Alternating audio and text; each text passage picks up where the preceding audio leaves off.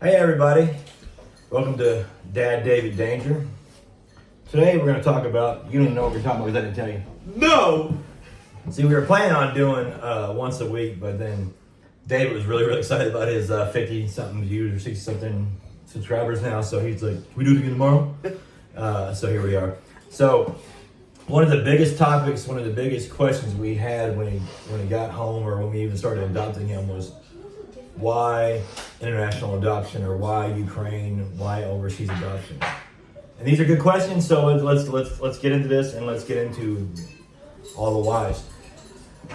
So Darcy and I, we adopted three teens here in the States locally through foster care, and we did foster care for years. We raised close to 30 children, and we had found ourselves after adopting the three we had, feeling like our time had drawn to an end doing that, and we wanted to help in other ways, but we didn't know how.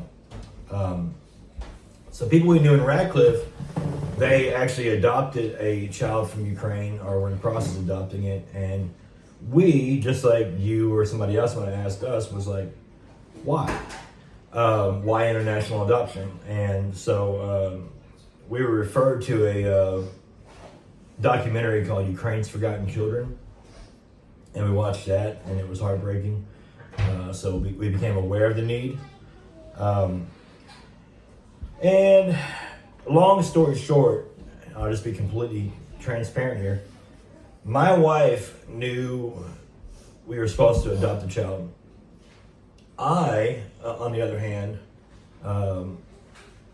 did not want to know that because I was paycheck to paycheck, and we had a savings account with $5 in it, so I had just barely enough to pay any bills, and I had $5 in my account.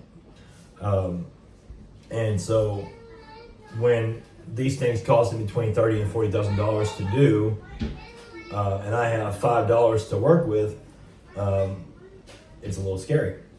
So I feel really bad saying this. It's just the truth. And I think the truth sets us free, right? So anyway, my wife kept asking me, she said, pray about it. Will you pray about it? Will you pray about it? I'm like, sure, I'll pray about it. A week later, have you prayed about it? No, I haven't prayed about it yet. Will you pray about it? Haven't prayed about it. Finally, one day, I stopped to pray about it.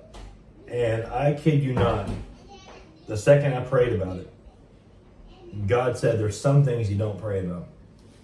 And I thought that was a peculiar thing, because obviously we're supposed to pray about things. Obviously, there's wisdom in praying, and so I was peculiar with what that meant. So I opened up the Bible and got to James 1:27. I'm going to read this to you real quick. James 1:27 says, pure and undefiled religion before God the Father is this, to look after orphans and widows in their distress, and to keep oneself unstained from the world. So if I'm to be practicing pure religion, if I'm to be following God, I am to be taking care of orphans. That's not really a question, but a mandate. And then I started thinking about what this part means, where it says to keep oneself unstained from the world. And I thought about the fact that I am indeed unstained by the world. I'm also refrained by the world. If God is telling me to do something and I'm letting my $5 bank account stop that. So at that point, I knew what I was supposed to do. And the Bible is also clear that if you know what you're supposed to do and you don't do it, it's a sin. So it became very apparent that we're going to adopt a child in Ukraine, and the rest is going to work itself out. And it was a very humbling time of fundraising and asking for help, which I've never done before at that point, and never expected to do. And it was a whirlwind experience in which we just barely made it, but we made it. I came home with about $5 in my bank account after all this was said and done, after spending about $37,000. And God's been so good that I think I have, listen to this, David. I have $43 in that account right now and 21 cents. Wow. Yeah.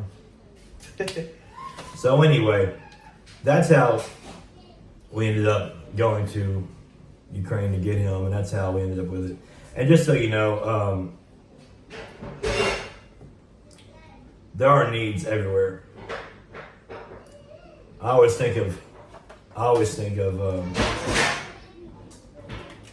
God calling us as like phone calls that we either answer or we don't answer, and there's so many times that God's just waiting on us to answer. And so I answered the phone call, and not to sound all braggy or anything, but I really thought I would be doing something for this boy. I thought, man, I'm going to make his life better. Man, I'm going to make him just, have this good quality life and get him the proper medical care. And I thought I was really, really doing something for him. But honestly, it's been the other way around. It's been the other way around. I can't feel sorry for myself. I can't stay stressed for too long. I can't be angry for too long. I can't be worried for too long. When I got a kid right here, it's a double amputee, paralyzed from the waist down, incontinent, surgeries all the time, smiling at me and loving people and making people's day. And I really, really needed them when I broke my back a couple of years ago, and I didn't know what life would be like afterwards. And I would look at David and I'd say, all right, I can do this. So that's the funny thing about blessings, guys, is that when God's asking you to be a blessing to somebody, it's going to end up being a blessing to you. So I want to end this today with saying, answer that phone call. We love you, and because he's a sucker for attention, we'll probably be back tomorrow. So feel free to comment if you have a question or you have some sort of quandary about David or Danger or Dad or anybody else. We have 12 kids total. We're only gonna put them on camera if we want to. He's a big ham, so he's all about being on the camera. But anybody else, we'll kind of let them pick and choose about that. But by all means, like I said, ask away or give me a topic if you want to hear about it.